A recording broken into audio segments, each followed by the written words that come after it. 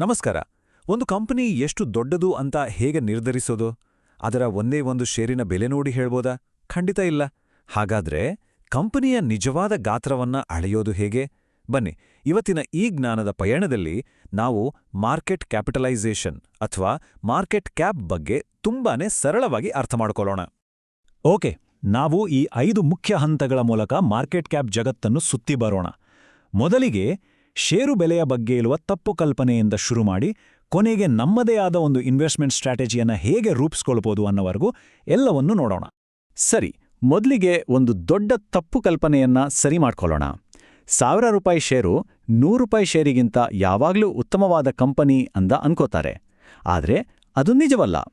ಷೇರಿನ ಬೆಲೆ ಅನ್ನೋದು ಕಂಪನಿಯ ಗಾತ್ರದ ಬಗ್ಗೆ ಏನನ್ನೂ ಹೇಳೋದಿಲ್ಲ. ಇದು ಕೇವಲ ಒಂದು ಭ್ರಮೆ ಅಷ್ಟೇ.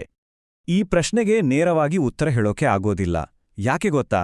ಯಾಕೆಂದ್ರೆ ನಾವು ಕೇವಲ ಕಥೆಯ ಒಂದು ಭಾಗವನ್ನಷ್ಟೇ ನೋಡ್ತಾ ಇದ್ದೀವಿ. ಕಂಪನಿಯ ಪೂರ್ತಿ ಚಿತ್ರಣ ಸಿಗಬೇಕಂದ್ರೆ ನಮಗೆ ಇನ್ನೊಂದು ಮುಖ್ಯವಾದ ಮಾಹಿತಿ ಬೇಕೇ ಬೇಕು. ಕೇವಲ ಷೇರಿನ ಬೆಲೆಯಿಂದ ಏನನ್ನೂ ನಿರ್ಧರಿಸೋಕ್ಕಾಗಲ್ಲ. ಹಾಗಾದರೆ ನಿಜವಾದ ಅಳತೆಗೋಲು ಯಾವುದು? ಅದೇ ಮಾರ್ಕೆಟ್ ಕ್ಯಾಪಿಟಲೈಸೇಷನ್, ಅಥವಾ ಎಲ್ಲರೂ ಪ್ರೀತಿಯಿಂದ ಕರೆಯೋ ಹಾಗೆ ಮಾರ್ಕೆಟ್ ಕ್ಯಾಪ್. ಇದೇ ಒಂದು ಕಂಪನಿಯ ಒಟ್ಟು ಮಾರುಕಟ್ಟೆ ಮೌಲ್ಯವನ್ನ, ಅಂದ್ರೆ ಅದರ ನಿಜವಾದ ಗಾತ್ರವನ್ನ ನಮಗೆ ತೋರಿಸೋದು. ಸರಿ, ಈಗ ಈ ಮಾರ್ಕೆಟ್ ಕ್ಯಾಪ್ ಅನ್ನು ಹೇಗೆ ಲೆಕ್ಕ ಹಾಕೋದು ಅಂತ ನೋಡೋಣ.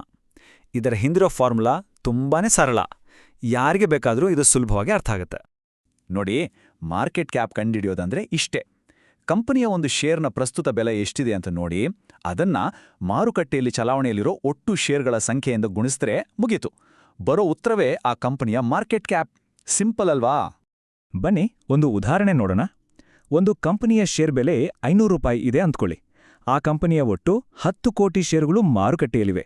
ಹಾಗಾದ್ರೆ 500ನ 10 ಕೋಟಿಯನ್ನ ಗುಣಿಸಿದಾಗ ಬರೋ ₹5,000 ಕೋಟಿ ಇದೆಯಲ್ಲ, ಅದೇ ಆ ಕಂಪನಿಯ ಮಾರ್ಕೆಟ್ ಕ್ಯಾಪ್. ನೋಡಿ ಎಷ್ಟು ಸುಲಭ.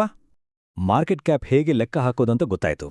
ಈಗ ಅದರ ಆಧಾರದ ಮೇಲೆ ಕಂಪನಿಗಳನ್ನ ಬೇರೆ ಬೇರೆ ಕ್ಯಾಟಗರಿಗಳಾಗಿ ಹೇಗೆ ವಿಂಗಡಿಸ್ತಾರೆ ಅಂತ ನೋಡೋಣ. ಇದನ್ನ ದೈತ್ಯ ಕಂಪನಿಗಳಿಂದ ಹಿಡಿದು ಪುಟಾಣಿ ಸಸ್ಯಗಳ ಹಾಗೆ ಇರುವ ಕಂಪನಿಗಳವರೆಗೂ ಹೋಲಿಸಬಹುದು. ನೋಡಿ, ಭಾರತೀಯ ಮಾರುಕಟ್ಟೆಯಲ್ಲಿ ಕಂಪನಿಗಳನ್ನ ಅವುಗಳ ಮಾರ್ಕೆಟ್ ಕ್ಯಾಪ್ ಆಧಾರದ ಮೇಲೆ ಹೀಗೆ ವಿಂಗಡಿಸಲಾಗಿದೆ. 20,000 ಕೋಟಿಗಿಂತ ಹೆಚ್ಚು ಮೌಲ್ಯದ ಕಂಪನಿಗಳು ಲಾರ್ಜ್ ಕ್ಯಾಪ್, ಆದರೆ 5,000 ಕೋಟಿಗಿಂತ ಕಡಿಮೆ ಇರೋವು ಸ್ಮಾಲ್ ಕ್ಯಾಪ್. ಇನ್ನು ಮೈಕ್ರೋ, ನ್ಯಾನೋ ಕ್ಯಾಪ್ಸ್ಗಳು ಇವೆ. ಪ್ರತಿಯೊಂದು ಕ್ಯಾಟಗರಿಗೂ ಅದರದೇ ಆದ ರಿಸ್ಕ್ ಮತ್ತು ರಿಟರ್ನ್ ಗುಣಗಳಿರ್ತವೆ. ಲಾರ್ಜ್ ಕ್ಯಾಪ್ ಕಂಪನಿಗಳು ಅಂದ್ರೆ ಮಾರುಕಟ್ಟೆಯ ದೈತ್ಯರು.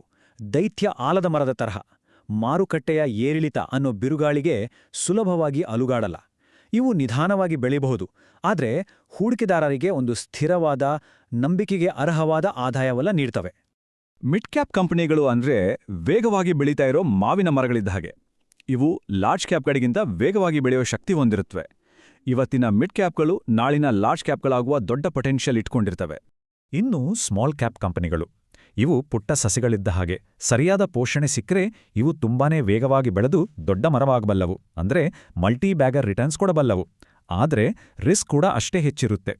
ಓಕೆ, ಈಗ ಈ ಬೇರೆ ಬೇರೆ ಮಾರ್ಕೆಟ್ ಕ್ಯಾಪ್ ಕ್ಯಾಟಗರಿಗಳು ರಿಸ್ಕ್ ಮತ್ತು ರಿಟರ್ನ್ ಅನ್ನೋ ಹೂಡಿಕೆಯ ಮೂಲ ತತ್ವದ ಜೊತೆ ಹೇಗೆ ಸಂಬಂಧ ಹೊಂದಿವೆ ಅನ್ನೋದನ್ನ ನೋಡೋಣ. ಇಲ್ಲಿ ಒಂದು ಸಿಂಪಲ್ ರೂಲ್ ಇದೆ ನೋಡಿ.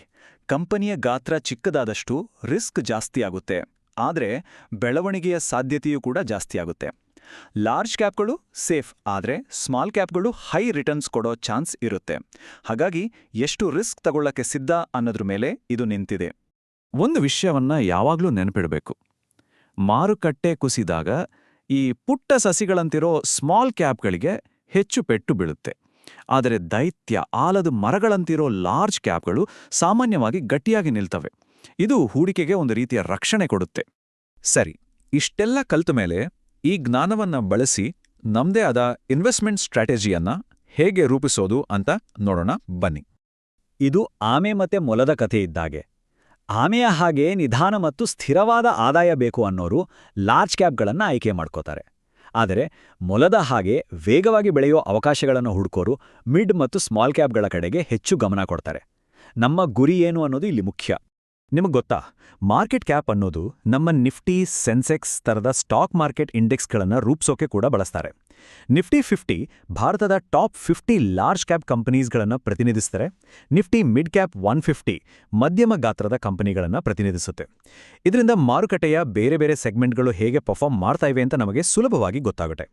ಇದು ತುಂಬಾನೇ ಮುಖ್ಯವಾದ ಪಾಯಿಂಟ್. ಒಂದು ಕಂಪನಿ ಯಾವಾಗಲೂ ಒಂದೇ ಕ್ಯಾಟಗರಿಲಿ ಇರಲ್ಲ. ಇವತ್ತು ಮಿಡ್ ಕ್ಯಾಪ್ ಆಗಿರೋ ಕಂಪನಿ ಅದ್ಭುತವಾಗಿ ಬೆಳೆದು ನಾಳೆ ಲಾರ್ಜ್ ಕ್ಯಾಪ್ ಆಗ್ಬೋದು, ಅಥವಾ ಕೆಟ್ಟ ಪರ್ಫಾರ್ಮೆನ್ಸ್ ಕೊಟ್ಟು ಸ್ಮಾಲ್ ಕ್ಯಾಪ್ಗೂ ಇಳಿಬೋದು. ಇದು ಡೈನಾಮಿಕ್. ನಮ್ಮ ಧ್ಯೇಯ ವಾಕ್ಯ ಧ್ಯಾನದಿಂದ ಸಂಪತ್ತು ಸೃಷ್ಟಿ ಅನ್ನೋದನ್ನ ಇದು ನೆನಪಿಸುತ್ತೆ. ನೋಡಿ, ಮಾರ್ಕೆಟ್ ಕ್ಯಾಪ್ ಕಂಪನಿಯ ಗಾತ್ರವನ್ನ ಹೇಳುತ್ತೆ ಅಷ್ಟೇ. ಆದರೆ ಅದು ಕಂಪನಿ ಎಷ್ಟು ಚೆನ್ನಾಗಿದೆ, ಅದರ ಆರೋಗ್ಯ ಹೇಗಿದೆ ಅನ್ನೋ ಸಂಪೂರ್ಣ ಚಿತ್ರಣವನ್ನ ಕೊಡೋದಿಲ್ಲ.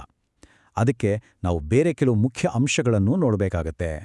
ಹಾಗಾಗಿ ಒಂದು ಒಳ್ಳೆಯ ನಿರ್ಧಾರ ತಗೋಬೇಕಂದ್ರೆ ಮಾರ್ಕೆಟ್ ಕ್ಯಾಪ್ ಜೊತೆಗೆ PE ರೇಷಿಯೋ, ROE ಅಂದ್ರೆ ರಿಟರ್ನ್ ಆನ್ ಈಕ್ವಿಟಿ ತರದ ಬೇರೆ ಮೆಟ್ರಿಕ್ಸ್ಗಳನ್ನು ನೋಡಬೇಕು. ಕಂಪನಿ ಎಷ್ಟು ಲಾಭ ಮಾಡ್ತಾ ಇದೆ, ತನ್ನ ಬಂಡವಾಳವನ್ನ ಎಷ್ಟು ಸಮರ್ಥವಾಗಿ ಬಳಸ್ತಾ ಇದೆ, ಈ ಎಲ್ಲವನ್ನೂ ನೋಡಿದಾಗ ನಮ್ಗೆ ಒಂದು ಕಂಪ್ಲೀಟ್ ಪಿಕ್ಚರ್ ಸಿಗುತ್ತೆ. ಸರಿ, ಈಗ ಒಂದು ಕಂಪನಿಯ ನಿಜವಾದ ಗಾತ್ರವನ್ನ ಹೇಗೆ ಅಳೆಯೋದು ಅಂತ ಗೊತ್ತಾಗಿದೆ ಅಲ್ವಾ? ಹಾಗಾದ್ರೆ ತಮ್ಮ ಹಣಕಾಸಿನ ಗುರಿಗಳು ಮತ್ತು ರಿಸ್ಕ್ ತಗೊಳ್ಳೋ ಸಾಮರ್ಥ್ಯವನ್ನ ಯೋಚನೆ ಮಾಡಿ ನೋಡಿ. ತಮ್ಮ ಹೂಡಿಕೆಯ ಪಯಣಕ್ಕೆ ಲಾರ್ಜ್, ಮಿಡ್ ಅಥವಾ ಸ್ಮಾಲ್ ಕ್ಯಾಪ್ಗಳಲ್ಲಿ ಯಾವುದು ಹೆಚ್ಚು ಸರಿಹೊಂದುತ್ತೆ? ಈ ಬಗ್ಗೆ ಯೋಚಿಸೋಕೆ ಇದೇ ಸಕಾಲ.